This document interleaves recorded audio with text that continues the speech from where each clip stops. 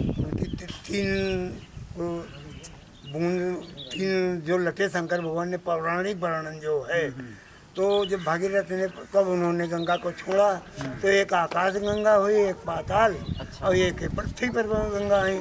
तो पृथ्वी पर जहाँ पर कपिल देव के वो पाताल गंगा उनके पुरखों 60,000 को उतारा। अब ये जो हमारी जो गंगा पुण्य सलीला हैं, तो इनके महत्ता, क्योंकि इसका गंगा का प्रादुर्भाव भगवान राजा बलि, जो राक्षसों के राजा थे, उन्होंने भगवान विष्णु के 52 अवतार में जब उनसे 3 पैर धरती मांगी, तो उन्होंने उनके पैर धोना चाहा। तो जब पैर धोए तो उस जल को ब्रह्मा जी ने अपने कमंडल में रख लिया। तो जब ब्रह्मा ने कमंडल में रख लिया तो भागीरथी के कहने से, तपस्या करने से, क्योंकि उनके 60,000 पुरखे कपूर के श्राप से भस्म हो गए थे, यज्ञ का घोड़ा वहाँ बांधा गया था। तो उन स्थितियों में जब ये गंगा जी धरती पर आई, तो ये तीनों तापों को हरने वाली, पाप हारिणी, पुण्य सलीला और गंगा माता, इनको पौराणिक व्यवस्था ये रही, इनका प्रतिदिन दर्शन, स्नान, पूजन करने से जन्म जन्मांतर के पाप नष्ट हो जाते हैं और जीवन में तमाम कुछ समृद्धियाँ प्राप्त होती हैं। तो सभी लोग, मानव जाति, हर महीने व्यवस्था बनी, पूर्णमासी अमावस को नहीं रोज हो पाता है तो स्नान किया जाए।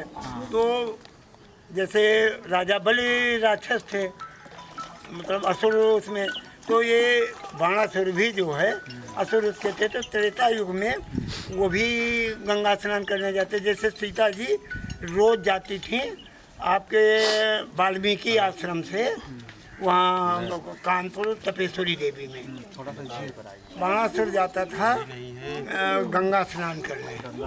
तो गंगा स्नान करने में जो रास्ते में जब विलम्ब हुआ, तो उस विलम्ब में रात में उसको रुकना हुआ पारिवारिक कारणों से, तो वो नहीं पहुंच रहा था। तो उसकी पत्नी ने अपने योग बल से ऐसी व्यवस्थाएं दी जिससे इस कुंड का उस युग में निर्माण हुआ, त्रेता युग में। अच्छा, मतलब ये बाणासुर की पत्नी, हाँ, पत्नी की ये कृतित्व है। अच्छा अच्छा अच्छा। जैसे गंगा को लाने में भागीरथी, वैसे इस कुंड का प्रादुर्भाव में बाणासुर पत्नी की अहम रोल है। ये कुंड है कहाँ पर? ये हमारे उन्नाव जिले के जो ये गोविंदापुर गांव है, यहाँ पर ये प्राचीन काल से ये ऐसी पद्धति चली आ रही, त्रेता युग से। अच्छा। जो आज तक मैं अपने बचपन में भी सुनता था, ये तो मैं बार बार नहीं आ सका, बाद में आने को मिला। लेकिन यहाँ का जो क्षेत्रीय अन्य जनपदों तक जो जाल है, इसका यहाँ महत्व है। यहाँ के लोगों को कहना क्या है इसके बारे में? इसके बारे में कहना है कि ये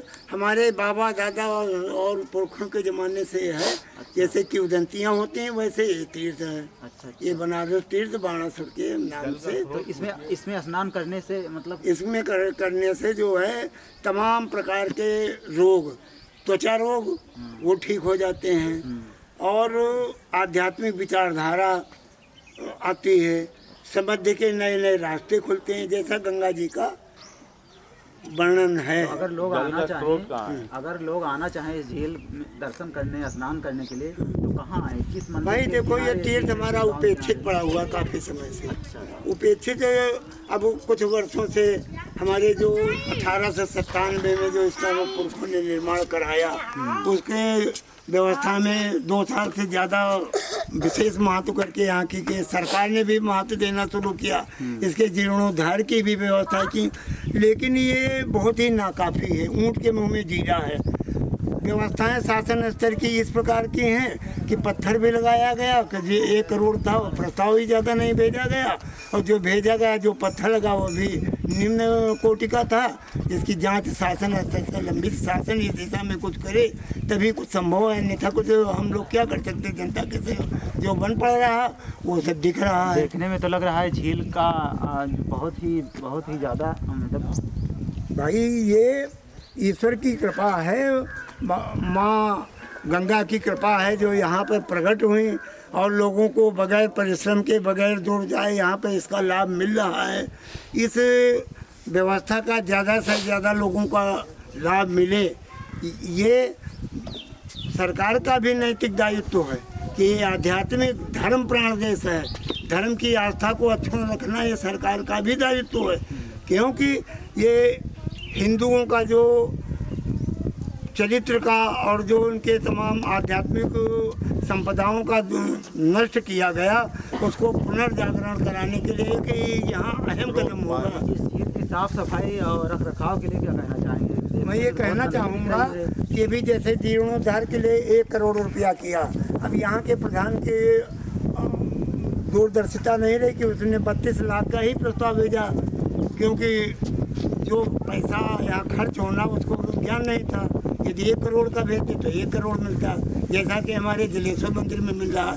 ये त्रेताकालीन सब व्यवस्थाएं हैं, चाहे वो ये मंदिर हो, चाहे मोहन का जहाँ लक्ष्मण जी सीता जी को छोड़ गए वो मंदिर हो, जलेश्वर मंदिर हो, जहाँ पर कितनी भी बाढ़ आए सही नदी में वहाँ पर जो है पानी नहीं चढ़ता। मंदिर और झील के लिए सरकार और जनता से आप क्या अपील करना चाहेंगे? मैं अपील करना चाहता हूँ कि इस मंदिर को और जो हमारे त्रेताकालीन 4 मंदिर और जहाँ सीता जी समाई, जहाँ लक्ष्मण जी छोड़ गए, जहाँ उनके लोगों को दुर्गा कुशेरी में जिन्होंने स्थापना की, जहाँ पर वो आज भी पुजारी क्षत्रिय होता है, ब्राह्मण नहीं होता है, और वो ब्राह्मण त्रेताकाल से अब तक उस क्षत्रिय का पैर छूता रहा, आज भी छुआ जा रहा है। इतनी प्राचीनता है। क्या आपके मंदिर समिति ने इस झील की सफाई के लिए कोई टारगेट समय रखा है? टारगेट अब प्रस्ताव जैसे पिछले वर्ष भेजा गया, ये 1 करोड़ काम हुआ, वैसे प्रस्ताव भेजा जाएगा और संबंधित अधिकारी इस पर सहयोग करेंगे, और वो 5 करोड़ रुपए संस्कृत विभाग देता है, तो और जो भी इसके अलावा जो सरकार देना चाहे वो अपने स्तर से और ज़्यादा दे और कुछ क्षेत्रीय जनता भी करे। के अनुसार सुनने में आ रहा है कि ये बाणासुर यहाँ पे स्नान किए हैं, बहुत प्राचीन काल ये झील है, तो इसकी रख रखाव प्लस पुरातत्व विभाग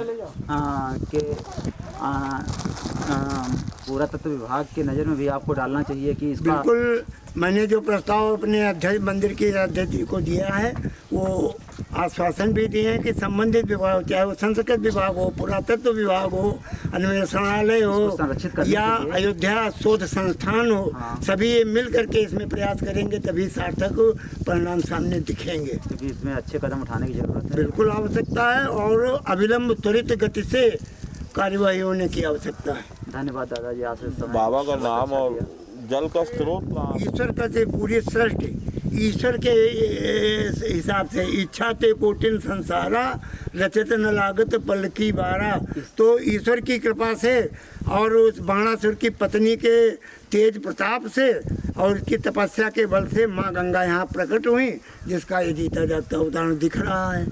इस वर्तमान समय में इसका जल बहुत ही प्रदूषित है, लेकिन तब भी लोग आके यहाँ स्नान करते हैं। देखो, गंगा जल में कीड़े नहीं पड़ते। हाँ। और यहाँ पर इतनी जलकुंभी और सब कुछ पर्यावरणीय ह्रास होने के बावजूद भी इस जल में कीड़े नहीं हैं, और जिसका गंगा जी के जल में कीड़े नहीं पड़ते वो हवा लगने से ही शुद्ध हो जाता है। और ये त्वचा रोग के लिए जो इकट्ठा हुआ पानी जब परमानेंट आ रहा है पातालीय जल स्रोत से, ये एक अहम व्यवस्था है ईश्वरकृत। ये ईश्वरकृत व्यवस्था है, मनुष्यकृत नहीं है। और दादाजी, मैं ये गांव के लिए जैसे ये पुल मैं कहना चाहूँगा गांव के लोग भी इसका, लेकिन ये जो है इसके लिए ग्राम पंचायत के पास धन है, वो इसका प्रयोग करके कुछ कर सकते हैं। जी, प्रस्ताव करें, अपना पैसा लगाएं। ये तो कोई ऐसी दिक्कत हो तो अन्य अधिकारियों से मिलकर इसकी व्यवस्था की जा सकती है।